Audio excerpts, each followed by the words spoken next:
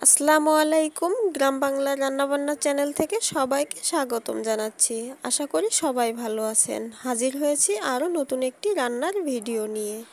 এই গরমে শরীরের জন্য খুবই উপকারী একটি রান্নার রেসিপি শেয়ার করব আপনাদের সাথে।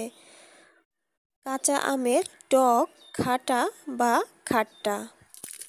খুবই সহজ পদ্ধতিতে কিভাবে এই আমের টক রান্না করা যায় সেটি আজ আমি আপনাদের সাথে শেয়ার করব। চলুন তবে ভিডিওটি শুরু করার আগে যারা আমার চ্যানেলে নতুন এখনও আমার চ্যানেলটিকে সাবস্ক্রাইব করেননি তারা অবশ্যই আমার চ্যানেলটিকে সাবস্ক্রাইব করবেন আর পাশে থাকা বেল বাটনটি অন করে দিবেন যাতে পরবর্তী ভিডিওর নোটিফিকেশন আপনাদের কাছে পৌঁছায়। প্রথমে চুলায় একটি কড়াই বসিয়ে তাতে তেল দিয়ে দিচ্ছি।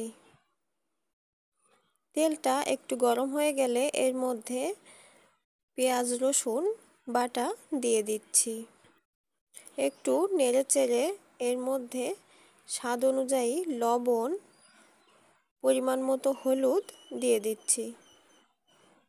একটু নেড়েচেড়ে নিয়ে ছোট টুকরো করে কেটে রাখা মাছ এর মধ্যে দিয়ে দিব। মশলার সাথে মাছগুলো কিছুক্ষণ কষিয়ে নিব। মাছগুলো বেশ কিছু সময় ধরে কষিয়ে নিয়ে একটু ভাজা ভাজা করে উঠিয়ে নিব।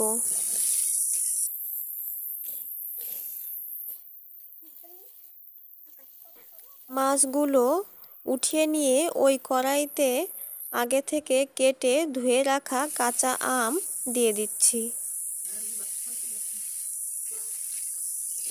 কিছুক্ষণ নেড়েচেড়ে এর মধ্যে সামান্য একটু পানি দিয়ে দিচ্ছি।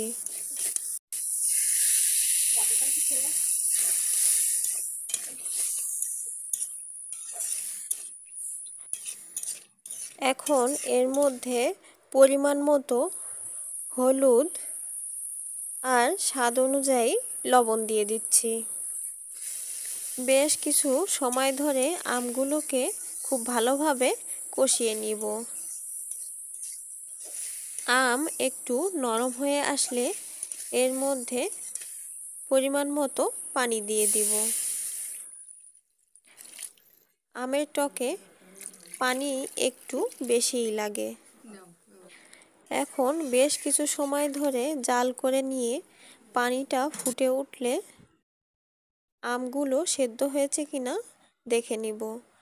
আম সেদ্ধ হয়ে গেলে এর মধ্যে কষিয়ে রাখা মাছগুলো দিয়ে দিব। মাছগুলো দিয়ে কিছু সময় চুলায় জাল করে নিব।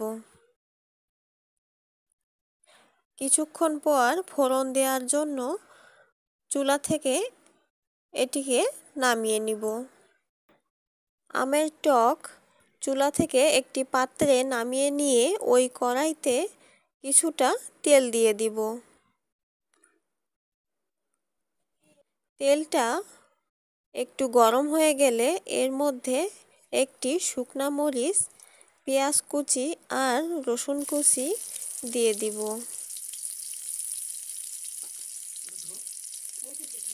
একটু নেড়েচেড়ে পেঁয়াজ আর শুকনা মরিচটা সামান্য লাল হয়ে আসলে এর মধ্যে দিয়ে দিচ্ছি কিছু সরিষা।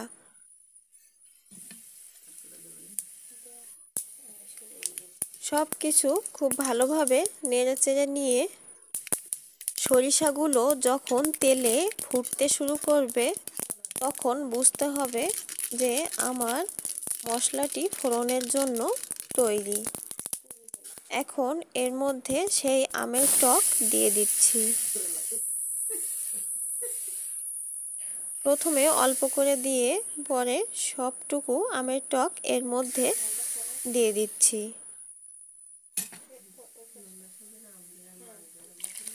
ফোড়ন দেওয়ার পর এখন চুলায় একটি বলক আসা পর্যন্ত অপেক্ষা করব। আমের টকে বলক চলে এসেছে। এখন আমি চুলা থেকে এটিকে নামিয়ে নিব। তৈরি হয়ে গেল কাঁচা আমের টক খাটা বা খাট্টা। ভিডিওটি ভালো লাগলে ভিডিওটিতে একটি লাইক করবেন, কমেন্ট করবেন, বন্ধুদের সাথে শেয়ার করবেন আর আমার চ্যানেলটিকে সাবস্ক্রাইব করতে ভুলবেন না। পরবর্তী ভিডিও দেখার আমন্ত্রণ জানিয়ে আজকের মতো বিদায় জানাচ্ছি। সবাই ভালো থাকবেন, সুস্থ থাকবেন। আল্লাহ হাফেজ।